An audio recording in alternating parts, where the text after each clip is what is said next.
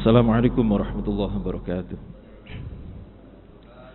Bismillah, alhamdulillah, wassalatu wassalamu ala rasulillah, la hawla wa la quwwata illa billah, amma bad.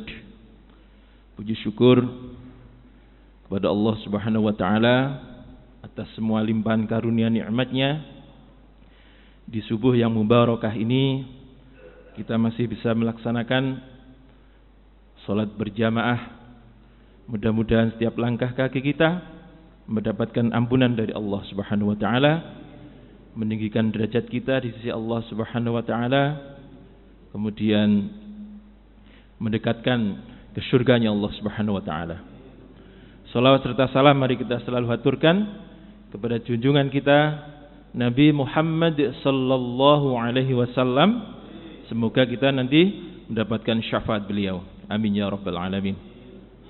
Para jamaah rahimakumullah, kemarin ada 4 poin yang disepakati dalam perjanjian Hudaybiyah. Masih kira-kira dari 4 itu ada yang ingat, Pak? Apa yang pertama? Tidak boleh masuk di tahun itu, tetapi boleh kembali pada tahun berikutnya. Yang kedua, orang pindah dari Mekah ke Madinah harus dikembalikan. Tetapi kalau dari Madinah ke Mekah tidak dikembalikan. Napa malih? Gencatan senjata alias perjanjian damai.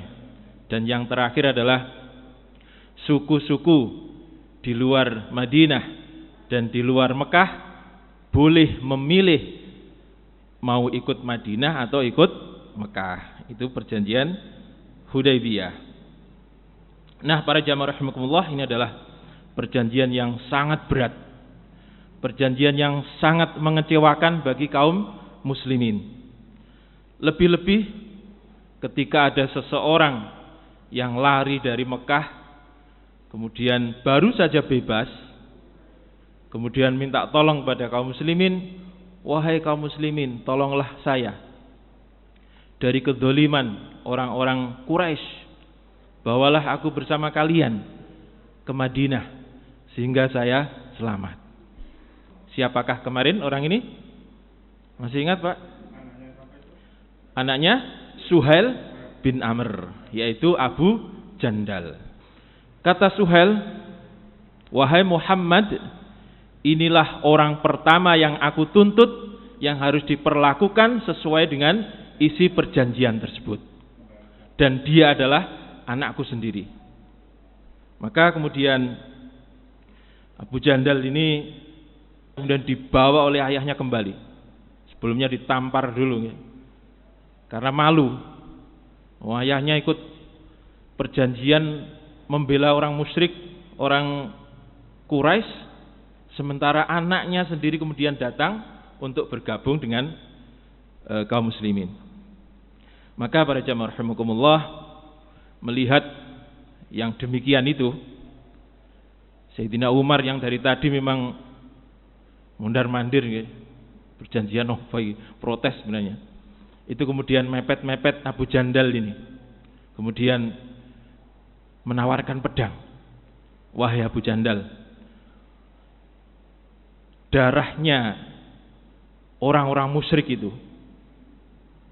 itu tidak apa-apa ditumpahkan. Ini pedang ini, silahkan kau ambil. Tetapi Abu Jandal ini adalah orang yang hatinya lembut, tidak begitu pemberani. Maka yang dikatakan Abu Jandal adalah, saya tidak mungkin membunuh ayahku sendiri. Itu yang dikatakan oleh Abu Jandal. Maka kemudian Nabi kita Muhammad sallallahu alaihi wasallam mengatakan kepada Abu Jandal, wahai Abu Jandal, bersabarlah. Bersabar dan tunggulah, insyaallah beberapa waktu ke depan kamu nanti akan mendapatkan kebebasan. Itu yang dikatakan oleh Nabi kita Muhammad sallallahu alaihi wasallam. Kemudian Suhail ini memukul wajah anaknya, kemudian digelendeng, digeret untuk kembali ke Mekah. Nah, para jamaah rahimakumullah, melihat kejadian yang demikian itu, sahabat-sahabat yang awalnya sudah kecewa berat, ini hatinya semakin perih. Bagaimana ya ada orang yang minta tolong, mau masuk Islam, mau ikut ke Madinah, kemudian ada perjanjian yang demikian. Perjanjiannya sendiri mengecewakan. Ditambah lagi dengan melihat Abu Jandal ini diseret ayahnya, perih. Begitulah keadaan daripada kaum muslimin di waktu perjanjian Hudaybiyah. Nah, di balik poin-poin yang kelihatannya merugikan kaum muslimin itu, nanti ada hikmah yang luar biasa yang nanti akan kita bahas setelah peristiwa-peristiwa rentetan perjanjian Hudaybiyah. Sehingga dengan peristiwa tersebut, orang-orang musyrik, orang-orang Quraisy itu justru kemudian datang ke Madinah untuk meminta pembatalan salah satu daripada poin perjanjian tersebut. Nah, sekarang kita lanjutkan dulu. Maka para jamaah rahimakumullah, Sayyidina Umar yang dari tadi mondar-mandir karena tidak bisa menahan diri, kemudian mendekati Sayyidina Abu Bakar dan mengatakan, wahai Abu Bakar, kenapa kita ini harus merendahkan agama kita ini adalah agama yang tinggi? Kenapa kita harus tunduk dengan mereka? Itulah protes yang dilakukan oleh Sayyidina Umar, yang sebenarnya mau protes ke Nabi tetapi sungkan. Akhirnya mendekati Sayyidina Abu Bakar yang dari tadi kok kita aneh mesem-mesem tok iki. Wahai Umar, apakah engkau merasa lebih baik daripada Nabi? Apakah engkau merasa lebih baik daripada Rasulullah? Aku pun sebenarnya belum paham apa yang sebenarnya nanti akan terjadi. Tetapi saya yakin 100% bahwa apa yang diputuskan oleh Rasulullah itu adalah sesuatu yang baik bagi kita semua. Itu yang diyakini oleh Sayyidina Abu Bakar. Akan tetapi kalau kamu belum bisa menerima, silakan langsung menghadap Nabi. Itulah yang disampaikan oleh Sayyidina Abu Bakar. Nah, para jamaah rahimakumullah, ketika Nabi Muhammad sallallahu alaihi wasallam telah menyelesaikan penulisan perjanjian tersebut, setelah ditandatangani, kemudian beliau mengatakan, sembelihlah hewan kurban kalian dan cukurlah rambut kalian, atau yang disebut dengan tahallul. Tahallul berarti umrohnya sudah sah nih Pak. Jadi walaupun enggak keliling atau tawaf itu, tetapi umrohnya sudah sah karena ada sesuatu hal yang tidak bisa untuk melaksanakan tawaf. Mendapatkan perintah seperti itu, sahabat ini ternyata diam tok, ndingkluk ae. Diulangi lagi, wahai kalian, sembelihlah hewan kurban kalian dan cukurlah rambut kalian. Tetap dingkluk, masih mangkel, masih kecewa. Hingga 3 kali. Perintah ini diulangi Nabi 3 kali, tetapi tidak ada satupun yang bergerak. Para sahabat itu masih jengkel dengan perjanjian Hudaybiyah ini. Maka melihat yang demikian itu Nabi kecewa juga. Jadi mogok masal Pak. Jadi sahabat itu juga manusia, jadi mogok juga. Kalau jengkel ya begitu. Maka peristiwa ini sekaligus menunjukkan kepada kita bahwa para sahabat itu ya manusia biasa seperti kita. ya kecewa, marah dan seterusnya. Sebab ada sebagian dari kita itu kalau dikatakan sahabat itu dulu begini dan begini, terus dijawab ngeten, Pak. Ya wong sahabat. Ya adoh tingkatannya dengan kita. Itu yang kadang-kadang jawaban yang kurang pas. Bahwa sahabat itu ya manusia seperti kita ini. Kadang mangkel, kadang gembira, kadang senang dan lain-lain. Tetapi mereka menjadi manusia luar biasa sebab mereka mampu menyelaraskan sifat-sifat kemanusiaannya tersebut dengan syariat-syariat agama. Itulah yang membedakan antara kita dan sahabat. Kalau modal dasarnya sama, Pak, otaknya, kemudian pikirannya, hatinya sama. Kalau tidak sama nanti Allah diprotes nanti di akhirat. Diprotes oleh orang yang tidak sama. Kira-kira begitulah. Nah, para jamaah rahimakumullah, Nabi kemudian masuk ke tenda dengan rasa kecewa sebab perintahnya tidak dilaksanakan. Melihat Nabi dengan wajah yang jengkel itu, salah satu istrinya yaitu Ummu Salamah kemudian bertanya, "Ada apa wahai Rasulullah?"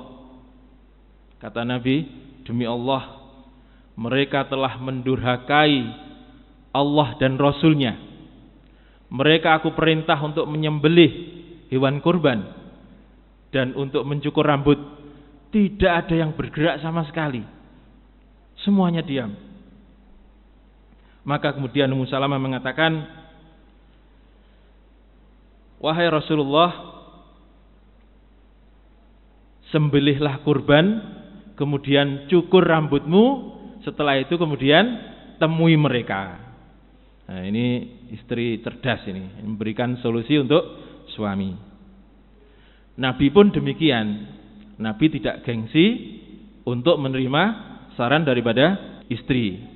Sebab laki-laki itu rata-rata kalau dikasih saran istrinya itu gengsi walaupun dalam hati sebenarnya mengakui. Nggih.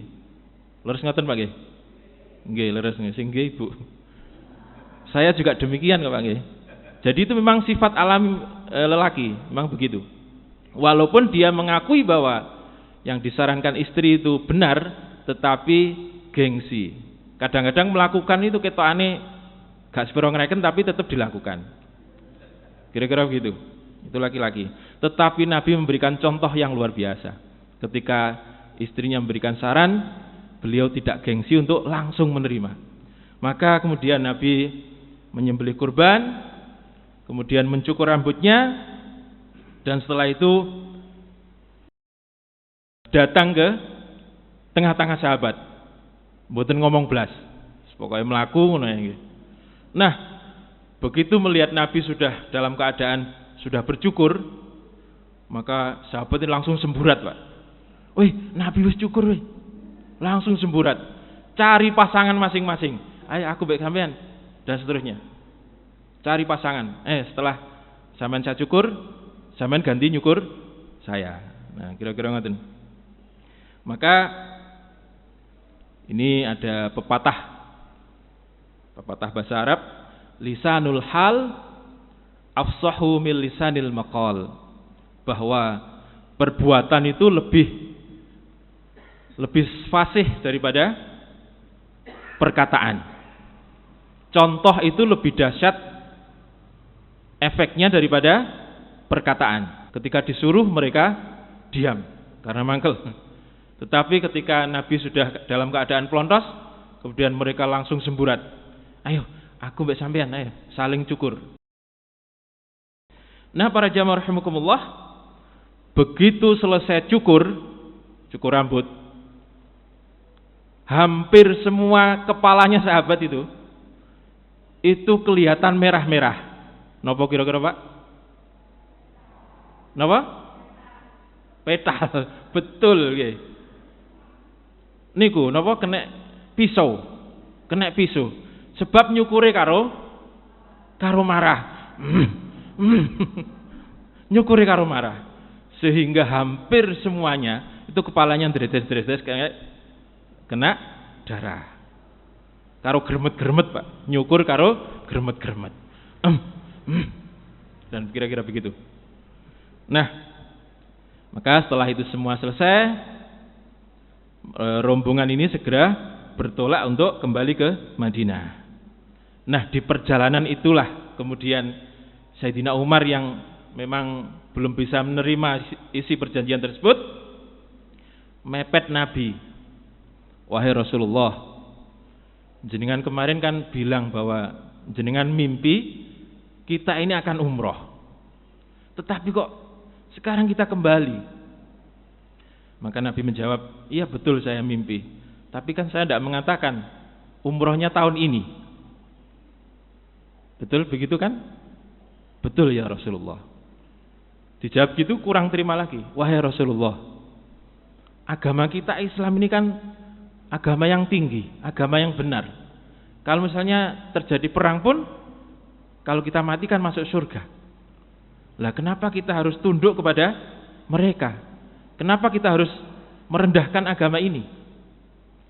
Maka kemudian dijawab Nabi, wahai Umar, saya ini hanya utusan. Jadi saya ini hanya melaksanakan apa yang diperintahkan oleh zat yang memerintah saya. Kira-kira mendapatkan jawaban seperti itu, akhirnya Sayyidina Umar kemudian diam, wis gak protes meneh. Tetapi masih napa niki? Masih mangkel. Masih mangkel. Nah, dari poin 4 poin tadi, yang berat ada 3, yaitu kembali ke Madinah, kemudian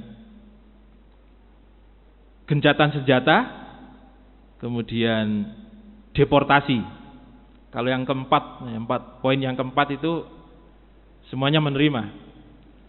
Itu yang paling berat adalah yang ketiga, Pak. Kalau ada orang Mekah ke Madinah harus dideportasi. Tetapi kalau ada orang Madinah ke Mekah tidak wajib atau bahkan tidak dikembalikan. Ini yang berat. Nah, sekali lagi saya sampaikan bahwa justru yang berat inilah nanti kemudian terjadi sebuah peristiwa besar yang dengan peristiwa itu orang-orang Quraisy mendatangi Nabi untuk menganulir atau membatalkan poin yang ketiga tadi, yaitu deportasi. Nah, peristiwa apakah yang menyebabkan mereka kemudian datang ke Madinah akan kita bahas pada pertemuan yang akan datang. Demikian, kurang lebihnya mohon maaf. Wassalamualaikum warahmatullahi wabarakatuh.